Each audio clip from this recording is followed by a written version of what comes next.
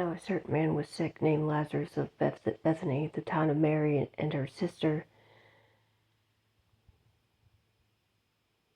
Martha. It was that Mary which anointed the Lord with ointment and wiped his feet with her hair, whose brother Lazarus was sick. Therefore his sister sent unto him, saying, Lord, behold, he whom thou lovest is sick. When Jesus heard that, he said, This sickness is not unto death, but for the glory of God, that the Son of God might be glorified thereby. Now Jesus loved Martha and her sister and Lazarus. When he had heard but therefore that he was sick, he abode 2 days still in the same place where he was. Then after that saith he to his disciples, Let us go into Judea again.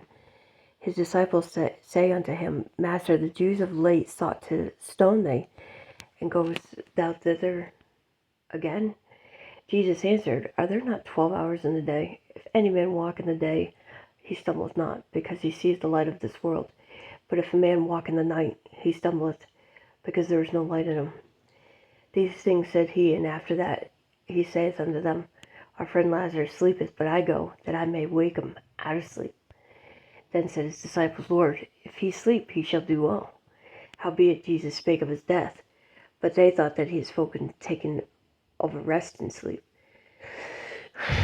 Then said Jesus unto them plainly, Lazarus is dead, and I am glad for your sakes that I was not there, to the intent ye may believe.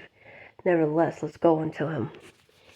Then said Thomas, which is called Didymus, unto his fellow disciples, Let us also go, that we may die with him. And when Jesus came, he found that he had lain in the grave 4 days already. Now Bethany was nigh unto Jerusalem, about 15 furlongs off. And many of the Jews came to Martha and Mary to comfort them concerning their brother. Then Martha, as soon as she had heard that Jesus was coming, went and met him. But Mary sat still in the house. Then said Martha unto Jesus, Lord, if thou hadst been here, my brother had not died. But I know that even now, whatsoever thou wilt ask of God. Sorry about that.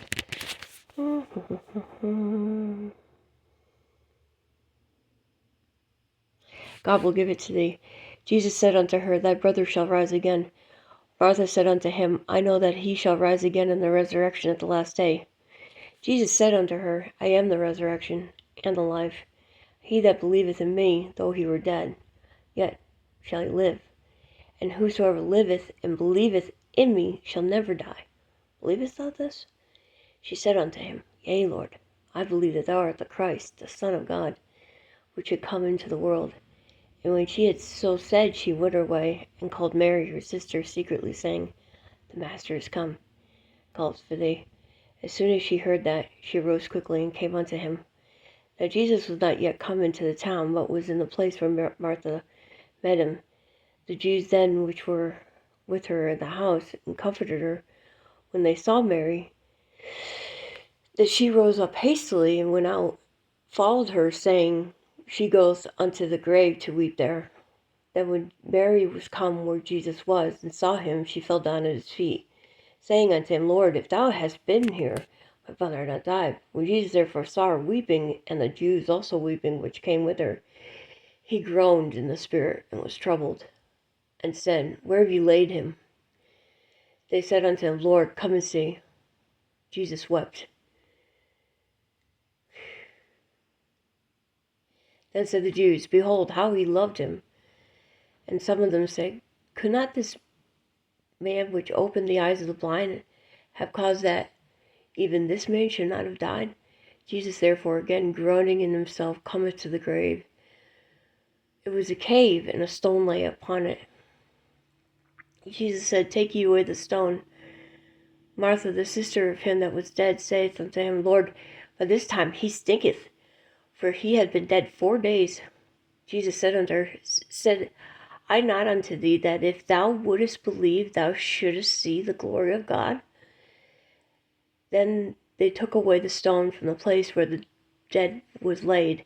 And Jesus lifted up his eyes and said, Father, I thank thee that thou hast heard me.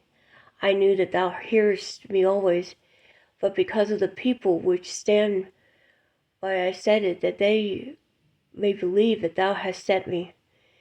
And when he had thus spoken, he cried with a loud voice, Lazarus, come forth.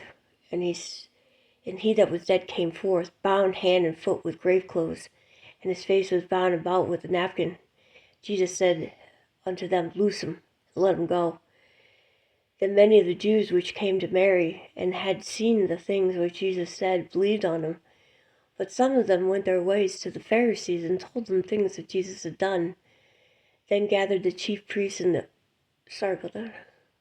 Pharisees a council, and said, What do we? For this man doeth many miracles. If we let him thus alone, all men will believe on him. And the Romans shall come and take away both our place and nation. And one of them, named Caiaphas, being the high priest that same year, said unto him, Ye know nothing at all, nor consider that it is expedient for us that one man should die for the people, and that the whole nation perish not. And this spake he not of himself, but being high priest that year, he prophesied that Jesus should die for that nation. And not for that nation only, but also he should gather together and warn the children of God that were scattered abroad. Thank you, Jesus. Then from that day forth they took counsel together for to put him to death. Jesus therefore walked no more openly among the Jews, but went thence into a country to the wilderness, into a city called Ephraim, and there continued with his disciples. And the Jews' Passover was nigh at hand, and many went out of the country up to Jerusalem before the Passover to purify themselves. Then sought they for Jesus, and spake among themselves as they stood in the temple, What think ye, that he will not come to the feast?